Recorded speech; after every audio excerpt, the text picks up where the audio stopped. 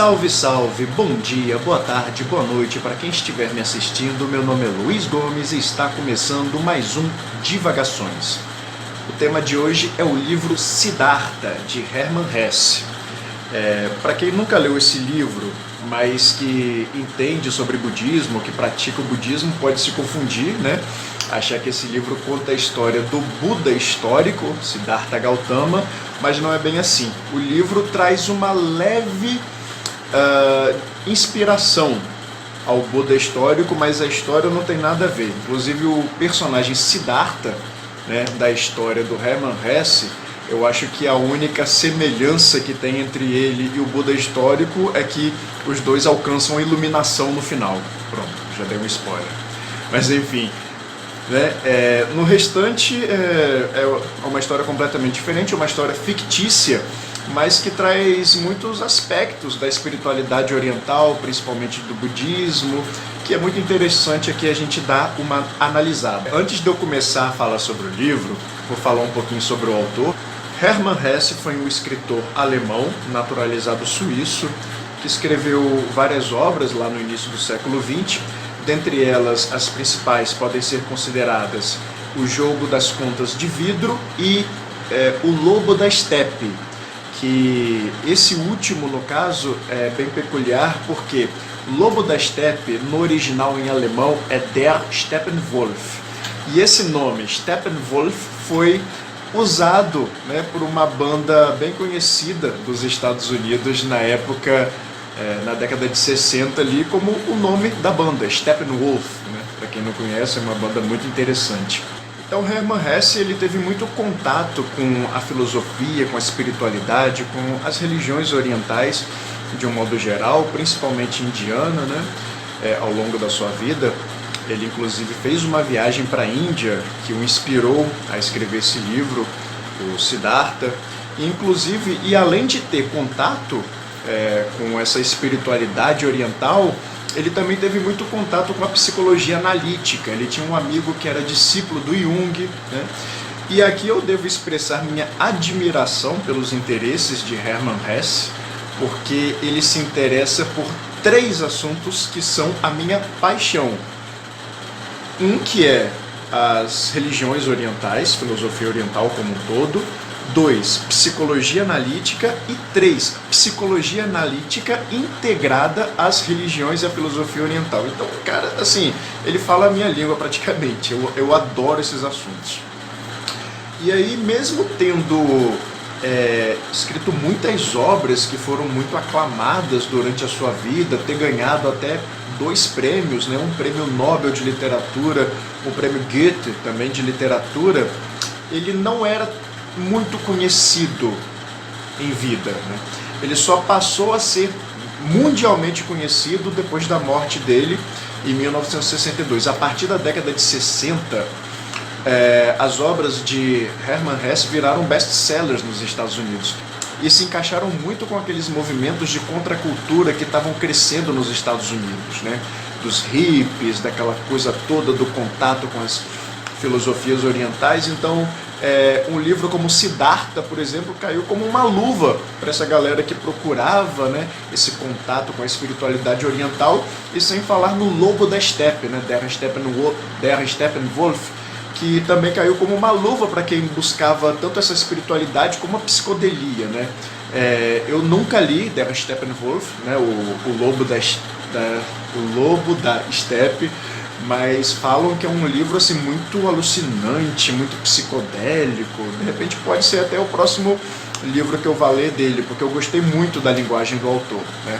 Apesar de Siddhartha ser um livro escrito lá em 1922, ele só passou a ser mundialmente conhecido na década de 60, né, com os Estados Unidos.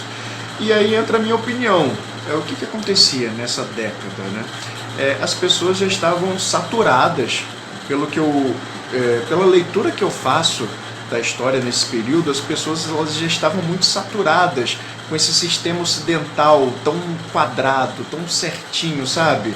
De você nascer, estudar, e depois ter que trabalhar, e depois ter que se aposentar e morrer, e ter muito essa questão que a vida é isso, e que o sonho americano é você ter uma casa, você ter uma família, fazer um filho, para depois se aposentar e depois morrer, sabe?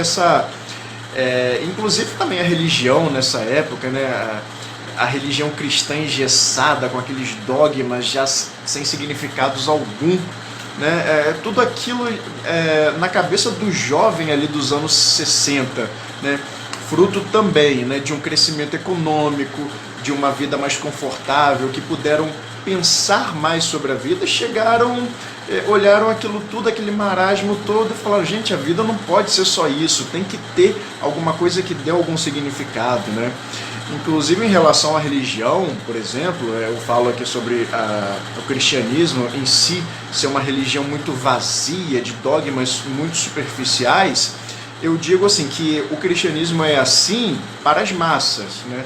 Quando você vai ouvir a pregação de uma igreja católica carismática, ou de uma igreja universal, ou de qualquer igreja assim que tem muita gente, sabe? Você vai passar um conteúdo pobre, um conteúdo superficial, porque a maioria das pessoas ali não vai ter um interesse nem capacidade de absorver assim, um conteúdo filosófico mais qualitativo, sabe?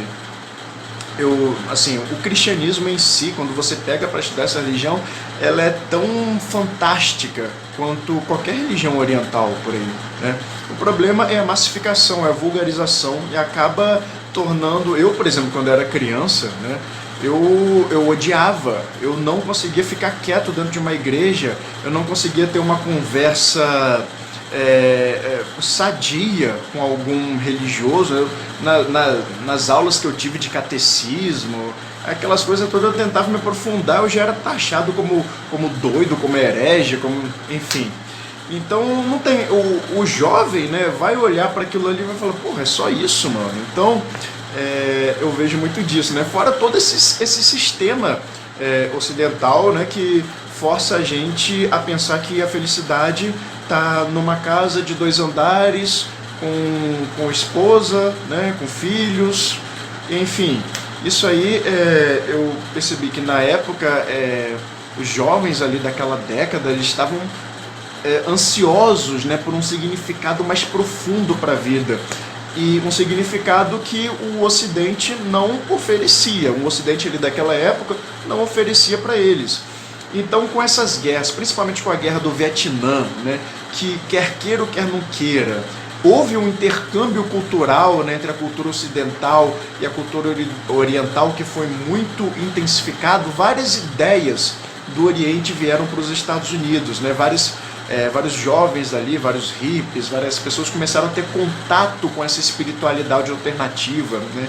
Inclusive foi uma época que muitos gurus da Índia, do Oriente como um todo, vieram para os Estados Unidos, né? A gente tem o exemplo de Srila Prabhupada, que iniciou o movimento Hare Krishna, que a gente conhece hoje. Tem o Osho, por exemplo, que iniciou aquele movimento meio polêmico dele. Enfim, então teve esse intercâmbio cultural, fora a psicodelia, fora as drogas, a loucura do LSD, né? Então tinha pessoas buscando significados alternativos para a vida de todos os lados, seja por uma espiritualidade genuína, por uma espiritualidade ali que faça a pessoa se reconectar ao todo, seja só por drogas e sexo e rock and roll ali, porque essa vida é uma porcaria e eu quero ficar doidão e pronto, né? Então tinha, né, pessoas procurando certos significados alternativos para a vida de tudo quanto é jeito. E enfim, Siddhartha, né, a literatura de Hermann Hesse caiu como uma luva numa sociedade assim, que estava ansiando por novas perspectivas, né? Enfim, voltando ao livro, a história começa com o jovem Siddhartha como o filho de um brahmane, ali, aspirante também a ser um sacerdote, que é muito proeminente nos conhecimentos. Em relação aos seus colegas, ele é bastante adiantado, né, no conhecimento dos versos, das escrituras e tudo mais. Só que ele começa a perceber que por mais que o pai dele, por exemplo, um sacerdote experiente de muitos anos, ele começa a perceber que o pai nunca tinha alcançado a iluminação, nunca tinha entrado em Nirvana.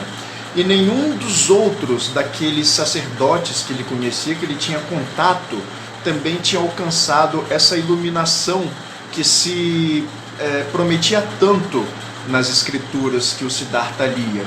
E ele começou a ficar com essa pulga atrás da orelha, com essas inquietações e tudo mais, até que um dia ele teve contato com um grupo de peregrinos ascetas, chamados samanas, que estavam passando pelo vilarejo dele.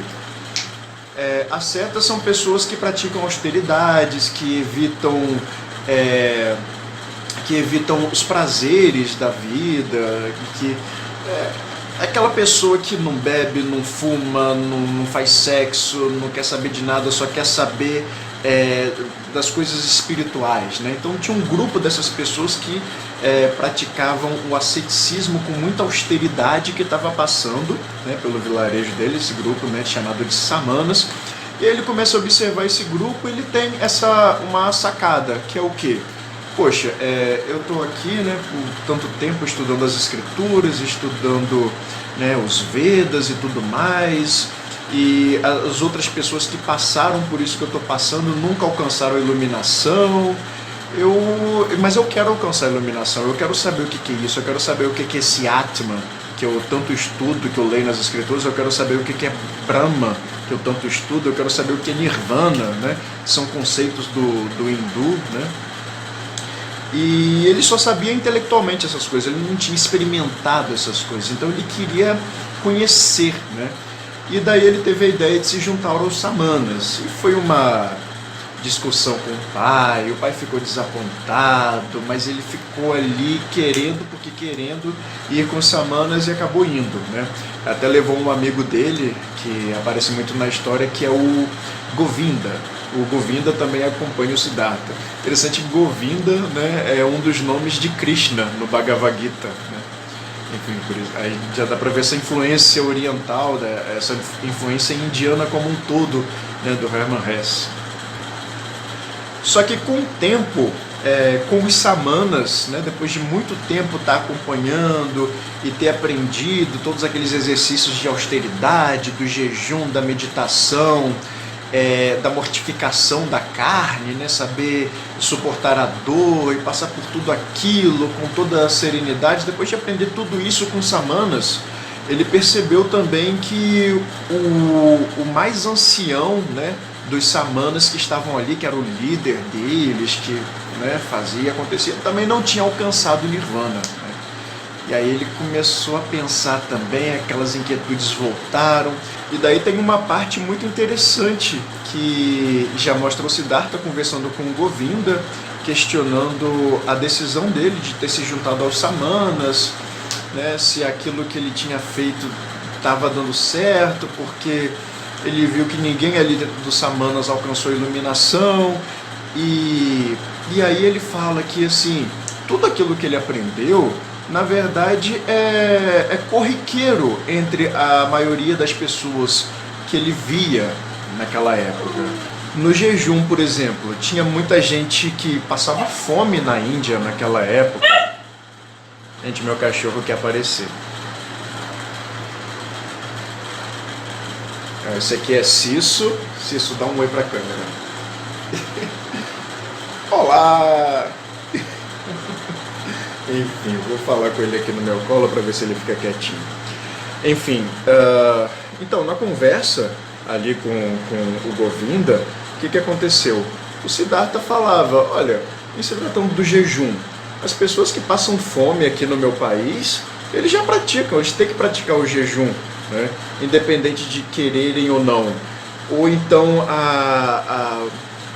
a austeridade de você resistir à dor, por exemplo, de você mortificar a sua carne.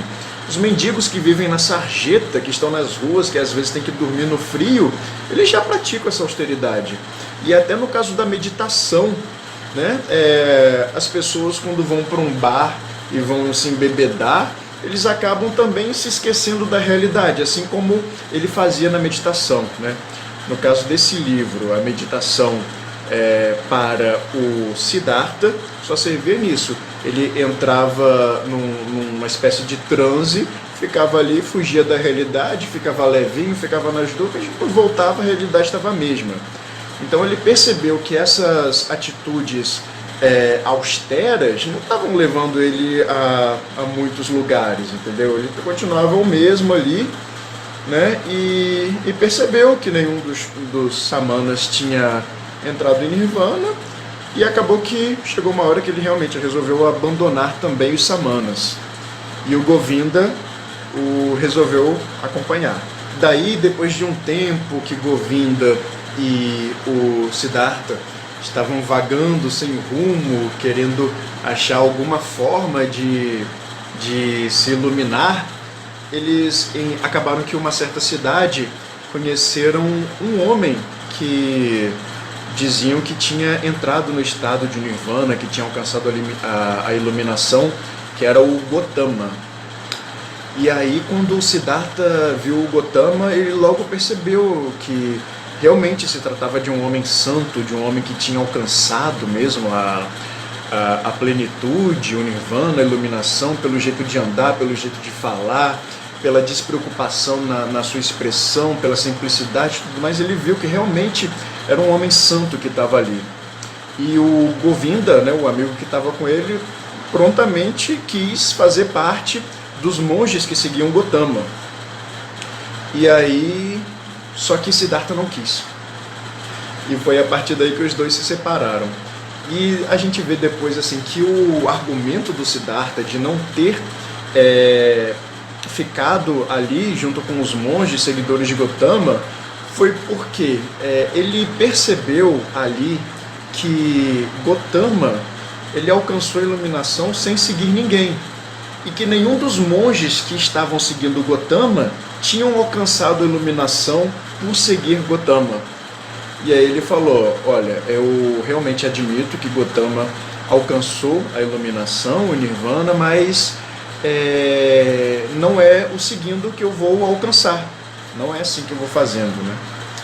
E aí por isso que ele resolveu não seguir, mas acabou que o Govinda ficou com ele seguiu sozinho.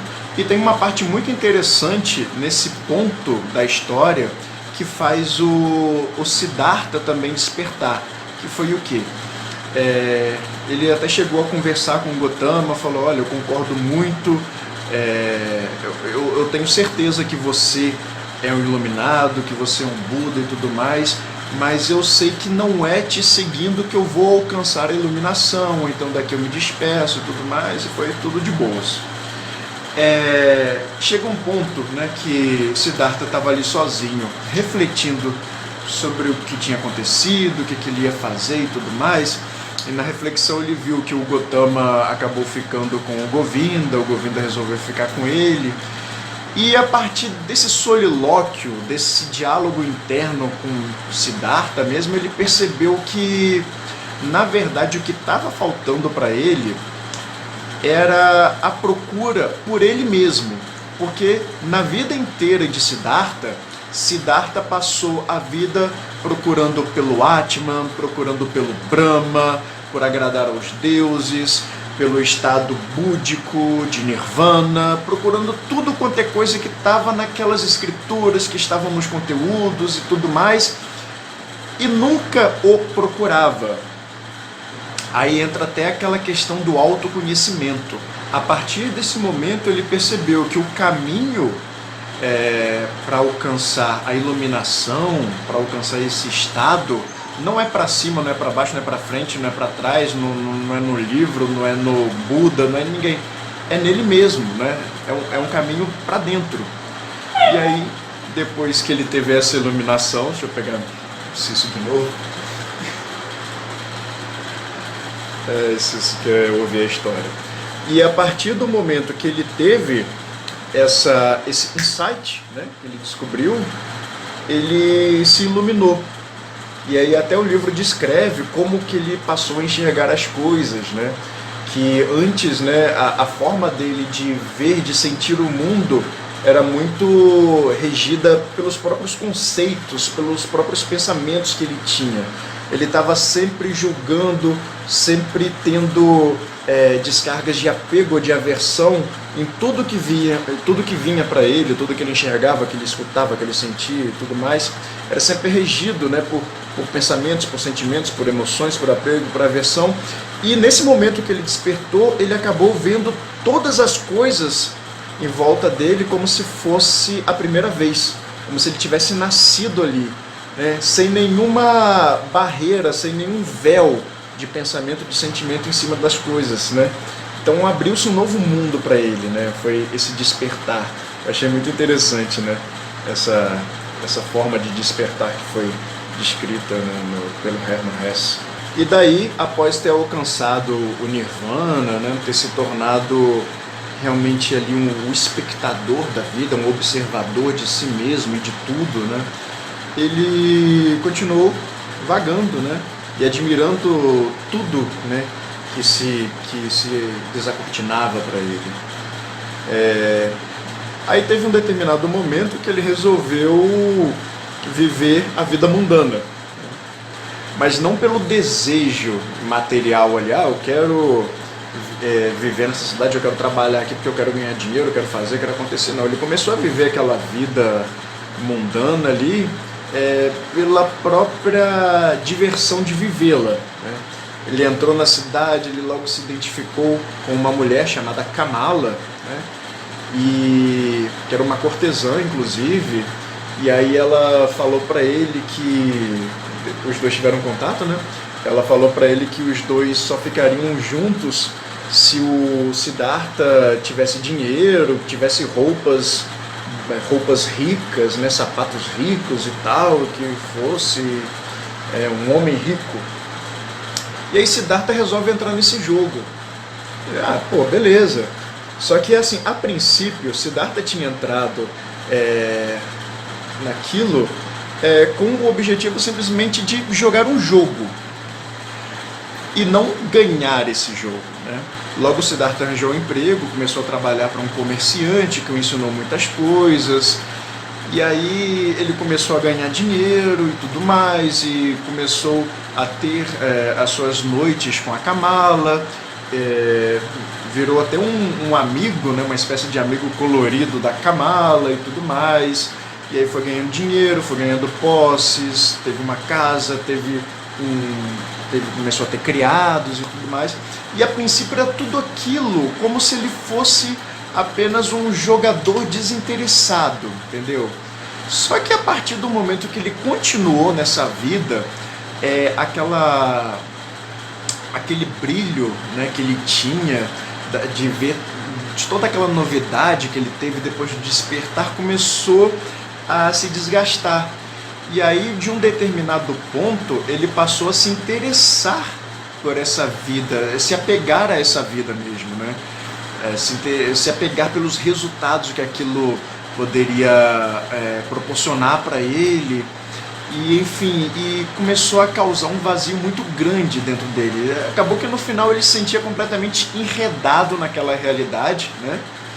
Enredado no samsara, como é explicado ali, essa realidade material mesmo, que você luta pelos seus objetivos e nunca está satisfeito com nada e sempre quer mais, mais e mais. Então ele se viu assim até chegar a um determinado ponto que ele realmente ficou muito mal numa noite, depois de ter jogado, depois de ter bebido e tudo mais, porque ele queria, né, já estava procurando uma sensação assim de emoções fortes, né, que ele já não tinha. E ele acabou ficando muito mal e por um momento ele resolveu ir embora daquela cidade. E aí foi a melhor decisão que ele já tomou. Ele foi embora, mas mesmo assim ele estava muito mal, com a cabeça toda revolta, querendo se matar. Acabou que chegou num determinado momento que ele se viu de frente para um rio, e aí antes dele se matar, ele lembrou de um som que ele proferira lá na infância dele, que é o som do Om, que é aquele som famoso das meditações, né, o mantra primordial. E a partir desse momento, ele estava prestes a se matar. Ele se lembrou desse som e proferiu essas palavras meio que involuntariamente, e aí a sua mente se iluminou. E ele voltou, ele olhou para um lado, olhou para o outro, olhou para aquilo tudo, e veio aquela sensação nele de: pô, o que eu estou fazendo aqui? O que eu fiz da minha vida? Que é isso, gente? O mundo é maravilhoso, eu ia me matar por causa disso. Como se ele tivesse acordado de um sonho. Daí, depois desse sonho, ele voltou a vagar. Ele percebeu que tudo aquilo que ele tinha vivido, né, apesar de ter sido uma ilusão, de ter sido um sonho, apesar dele ter cometido o erro de ter se apegado àquilo, ter ficado mal por isso, ele viu que ele tinha que passar por aquilo, né? Aí tem uma parte da história que fala que ele, na verdade, ele viveu a vida sempre como um religioso, como um brahmane, né? Seja como ali do lado do pai, estudando as escrituras para ser um sacerdote, seja como um samana. Ele sempre foi o religioso. E para que ele chegasse à real iluminação, ele tinha que matar esse eu, que por mais que o eu religioso, o eu espiritualista seja interessante, seja um caminho interessante, ainda é eu, né?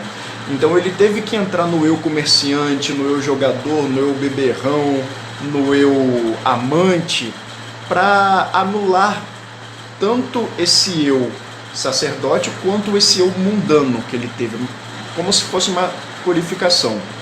E aí ele continuou caminhando até que ele se deparou com Vasudeva. Vasudeva é um barqueiro que atravessava as pessoas do rio. Ele era só isso, era um cara que vivia ali à beira do rio, tinha um barquinho que ajudava as pessoas a atravessar, e só que ele era um velho sábio, né? Ele tinha muita sabedoria.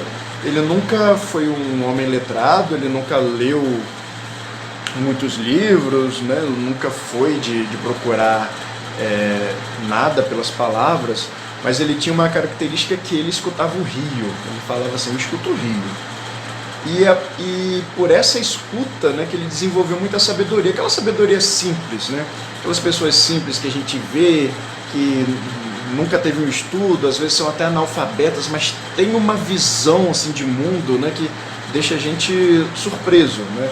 O Vasudeva era uma pessoa assim, e acabou que o Siddhartha foi morar com ele, né? Ele tinha feito já amizade com o Vasudeva lá no início, quando ele estava indo para aquela cidade para se aventurar, e depois que ele voltou, né, o Vasudeva, o barqueiro, o acolheu e foi morar com ele, e deixou que Siddhartha morasse com ele.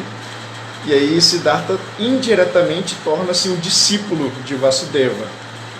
E Vasudeva ensina Siddhartha sempre a escutar, escuta o rio tem muita coisa a dizer. E aí entra muito naqueles conceitos bem orientais mesmo, até taoístas, sobre você, confucionistas também, sobre você alcançar a iluminação assim, pela contemplação da natureza, né? A natureza já tem tudo contido nela, ela tem muito a nos dizer. Então a gente não precisa, para que a gente alcance uma maturidade espiritual, para que alcance uma iluminação, não vai ser num livro, não vai ser em conceitos, não vai ser em palavras que a gente vai encontrar. Vai ser na contemplação, no sentir, né? E no caso de Vasudeva, ele contemplava o rio, e o rio dizia para ele muitas coisas, né? E aí ele ensinou a Siddhartha a fazer isso, né? Aí depois de muito tempo, Siddhartha voltando, né, a ter, né, aquela iluminação toda, a ter aquela vida mais contemplativa, mais equilibrada, acabou que no meio do caminho, depois de muitos anos, ele se encontra com Kamala, já envelhecida. Kamala é picada por uma cobra, morre. Só que Kamala tinha tido um filho do Siddhartha, e aí ele descobre que aquele filho é dele. E nessa passagem, o Siddhartha ele voltou a se enredar no Sansara. Por quê? O filho já tinha uma certa maturidade ali, quando perdeu a mãe, Siddhartha foi cuidar dele, né? Só que o filho era completamente averso ao pai. O filho sempre foi criado numa vida de luxo, numa vida, né, de mordomia e tudo mais. A partir do momento que a mãe morreu, ele teve que ser criado pelo pai, né, que era um velho que não tinha nada, que morava na beira do rio, trabalhava de barqueiro. Ele ficou doido, né, o filho, e o filho também se chamava Siddhartha. Então, nessa parte da história, eu percebo muito um certo karma, né, nessa história, é até explicitado um pouco, que naquela época que Siddhartha estava como jovem, filho do Brahmane, que estava querendo sair porque queria seguir os ascetas, não sei o que, a contragosto do pai, a mesma coisa que o pai sentiu lá naquela época em relação ao Siddhartha, era o que Siddhartha estava sentindo em relação ao seu filho. Então, por mais que Siddhartha tratasse o filho dele com toda a polidez, com toda a gentileza, com todo o amor ali, ao mesmo tempo que o filho estivesse o tratando como um lixo praticamente, Siddhartha não conseguiu arrebatar esse filho dele, e esse filho acabou fugindo, levou muito sofrimento ao Siddhartha chegou a segui-lo, né? E realmente ele não conseguiu ter o filho de volta. O filho fugiu, foi para a cidade, foi fazer a filha dele, foi fazer a vida dele, e nunca mais se viram. E daí Siddhartha conta toda essa história para o amigo dele, Vasudeva. E nesse momento é muito interessante que ele percebe que Vasudeva escutava a história do Siddhartha, mas impassível, né, com uma expressão assim de calma, de compaixão, apenas ouvindo e absorvendo o que o Siddhartha queria dizer, sem julgar, sem colocar as ponderações dele. E Siddhartha, vendo aquilo, ele também se iluminou com aquele exemplo, né? Porque sem falar nada, Vasudeva indiretamente estava falando para Siddhartha ser aquilo, apenas absorva, né, as suas sensações, sinta, né? Apenas sinta. E observe a vida apenas como um curso de um rio, né? Todas as potencialidades, tudo que vai acontecer, tudo que já aconteceu, tudo que vem acontecendo, está no aqui e no agora, né? Todas as coisas que existem à nossa volta já são Budas perfeitos, né? Então entra assim umas filosofias, né, dessa forma. Então Siddhartha, a partir desse momento, a partir do exemplo, né, de Vasudeva, ele também se ilumina. E é nessa parte que Vasudeva vai embora, meio que falando, olha, meu trabalho aqui já foi feito, né? E ele vai embora, entra na floresta com uma certa aura de iluminação e nunca mais volta, né? Deu a entender nesse livro que o Vasudeva estava ali realmente para ser o mestre do Siddhartha, e o Siddhartha também se ilumina, né? Depois tem até um diálogo com o Govinda, ele revê o Govinda, né? O Govinda ainda não tinha alcançado a iluminação, mas ainda estava como monge, discípulo do Gotama, e na conversa até com Govinda, Govinda percebe realmente que o Siddhartha ali, ele tinha alcançado a iluminação mesmo, ele tinha alcançado o Nirvana, só que as ideias do Siddhartha em relação às ideias do Gotama eram contraditórias, né? E daí que reforçou muito mais essa questão de que palavras são meras palavras, né? Você não vai ler um livro, por mais que você leia todos os sutras budistas, todos os Vedas hindus, né, todos os livros taoístas, você não vai alcançar a iluminação só lendo, né, só assimilando palavras, né? Aí, pela descrição do livro, a iluminação ela só é alcançada pela contemplação. E cada um tem o seu caminho, cada um tem a sua forma de alcançar essa iluminação, cada um tem a sua forma de contemplar ou de fazer qualquer coisa para alcançar essa iluminação, né? Como o próprio Siddhartha tinha colocado lá no início, na conversa dele com Gotama. Então, aí foi isso, né? Chegou uma hora que o Govinda olhou bem nos olhos, bem dentro dos olhos de Siddhartha, e como se ele como se ele conseguisse enxergar todas as vidas do Siddhartha, né? Tanto as vidas daquela vida atual ali, como de todas as encarnações passadas que ele teve, desde animais ali, de presas morrendo por predadores, de predadores matando presas, de pessoas roubando, pessoas assassinando, de pessoas cometendo enganos e pessoas rindo, pessoas chorando, nascendo, morrendo, tudo que ele viu ali, todos os aspectos da vida ele viu ali nos olhos de Siddhartha.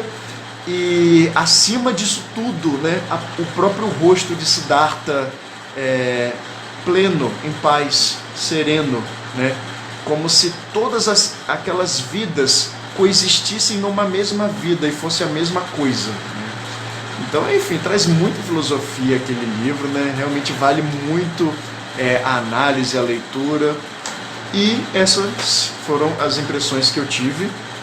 Espero que vocês tenham gostado. E é isso aí, até a próxima.